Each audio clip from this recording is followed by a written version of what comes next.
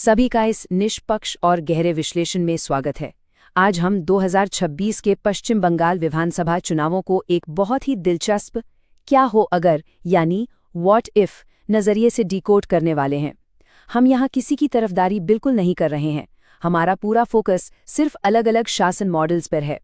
हम ये समझेंगे कि अगर नतीजे कुछ अलग आते हैं तो राज्य के भविष्य पर उसका क्या असर हो सकता है।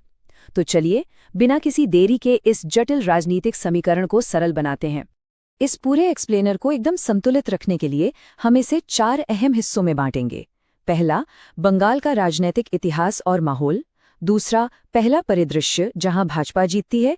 तीसरा, दूसरा परिदृश्य जहां टीएमसी सत्ता में बरकरार रहती है। और आखिर में 2026 के शासन का मुख्य चुनाव। तो चलिए शुरू करते हैं हमारे पहले भाग से। 2026 की ओर जाने वाला ये राजनीतिक सफर आखिर शुरू कहां से हुआ? भविष्य की बात करने से पहले वर्तमान को समझना बहुत जरूरी है। अगर हम थोड़ा पीछे मुड़कर देखें तो 2021 के नतीजों ने एक बहुत ही स्पष्ट तस्वीर पेश की थी। एक तरफ टीएमसी ने अपनी कल्याणकारी राजनीति और क्षेत्रीय पहचान के दम पर लगातार तीसरी बार शानदार वापसी की। वहीं दूसरी तरफ भाजपा ने हिंदू ध्रुवीकरण और आक्रामक प्रचार के जरिए मुख्य विपक्षी दल के रूप में अपना एक बड़ा मुकाम बनाया। अब फास्ट फॉरवर्ड करते हैं 2023 तक। केंद्र और राज्य के बीच का लगातार तनाव और एसएससी भर्ती जैसे घोटालों के आरोपों ने 2026 के इस चुनाव को एक बेहद ही नाजुक और तनावपूर्ण मोड़ पर लाके खड़ा कर दिया है। अब सवाल ये है कि इस एक्सप्लेनर में हमारी अप्रोच क्या होगी। देखिए, हम ये भविष्यवाणी बिल्कुल नहीं करने वाले कि कौन जीतेगा। इसके बजाय हम पूरी तरह से निष्पक्ष होकर 2 अलग-अलग वास्तविकताओं का परीक्षण करेंगे। हम दोनों ही संभाव्य परिदृश्यों के फायदों और नुकसानों को एक तराजू में रखकर तौलेंगे। तो चलिए सीधा गोता लगाते हैं हमारे पहले परिदृश्य में। क्या हो अगर 2026 में बंगाल में भारतीय जनता पार्टी की जीत हो जाए? अगर सच में बंगाल में कोई सत्ता परिवर्तन होता है तो ये राज्य के लिए एक बिल्कुल नई गतिशीलता लेकर आएगा। इसके अपने कुछ बहुत ही अनोखे फायदे होंगे, लेकिन साथ ही कुछ बड़े संरचनात्मक जोखिम भी जुड़े होंगे। आइए इन्हें एक एक करके देखते हैं। सबसे पहले फायदों की बात करते हैं। सबसे बड़ा फायदा जो देखने को मिल सकता है वो है केंद्र राज्य तालमेल। आसान भाषा में कहें तो यूपी या गुजरात की तर्ज पर डबल इंजन का फायदा, जिससे हाईवे और इंफ्रास्ट्रक्चर के काम में अभूतपूर्व तेजी आ सकती है। दूसरा बड़ा बिंदु है मेक इन इंडिया और औद्योगिक निवेश को आक्रामक तरीके से बढ़ावा देना, जो बंगाल के पुराने औद्योगिक गौरव को वापस ला सकता है।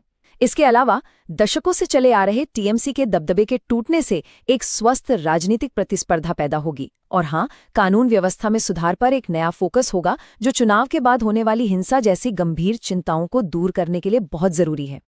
लेकिन रुकिए, हर सिक्के के 2 पहलू होते हैं।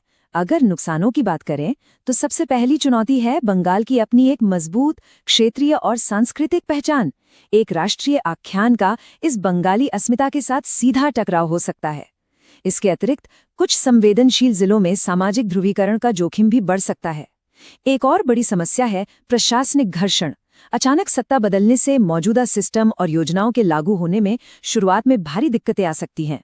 और अंत में स्थानीय नेतृत्व की कमी। केंद्रीय नेतृत्व पर बहुत ज्यादा निर्भरता जमीनी स्तर के प्रशासन के लिए एक बड़ी बाधा बन सकती है। अब रुख करते हैं हमारे दूसरे परिदृश्य की तरफ। क्या हो अगर कोई बदलाव ना हो और टीएमसी सत्ता में बरकरार रहे?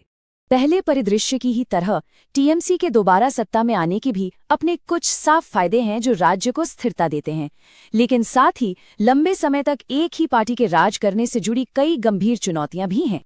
तो सत्ता में बने रहने के फायदे क्या हैं? सबसे महत्वपूर्ण है नीतियों की निरंतरता। जरा सोचिए, लक्ष्मीर भंडार या स्वास्थ्य साथी जैसी जीवन बदलने वाली योजनाएं बिना किसी रुकावट के चलती रहेंगी। दूसरा, टीएमसी का जमीनी नेटवर्क। ये इतना मजबूत है कि सरकारी योजनाएं आखिरी इंसान तक बहुत तेजी से पहुंचती हैं। तीसरा फायदा है क्षेत्रीय पहचान का संरक्षण, जो सांस्कृतिक स्थिरता बनाए रखने में बहुत बड़ी भूमिका निभाता है। और चौथा, उनका जबरदस्त प्रशासनिक अनुभव। 1 दशक से ज्यादा समय तक शासन करने के बाद इस सरकार को चक्रवात जैसी प्राकृतिक आपदाओं और बड़े संकटों को संभालने की बहुत अच्छी समझ हो चुकी है। पर दूसरी तरफ इसके नुकसान क्या हो सकते हैं?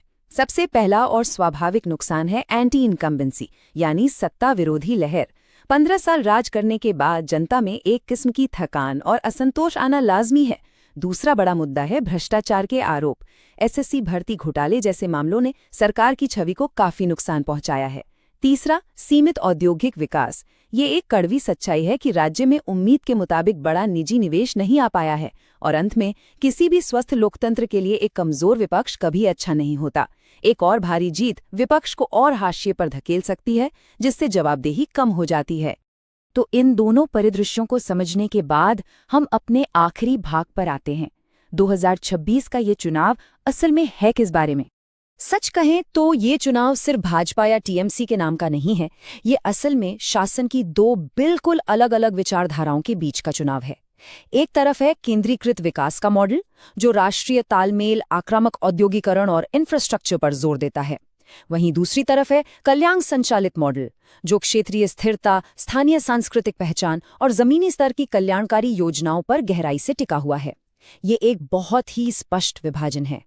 तो अब सबसे बड़ा और दिलचस्प सवाल यही उठता है, जब 2026 में वोट पड़ेंगे तो क्या विकास और राष्ट्रीय तालमेल का वादा क्षेत्रीय पहचान और स्थिरता के भरोसे को पीछे छोड़ देगा, या फिर बंगाल का अपनी सांस्कृतिक जड़ों से जुड़ाव एक बार फिर हावी रहेगा? ये एक ऐसा सवाल है जिस पर हम सबको सोचना चाहिए। इस निष्पक्ष विश्लेषण में हमारे साथ जुड़ने के लिए बहुत बहुत धन्यवाद। उम्मीद है कि इस एक्सप्लेनर ने 2026 के इस जटिल राजनीतिक चक्रव्यूह को समझने में आपकी मदद की होगी। ऐसे ही और गहराई से जुड़े विश्लेषणों के लिए हमारे साथ बने रहें।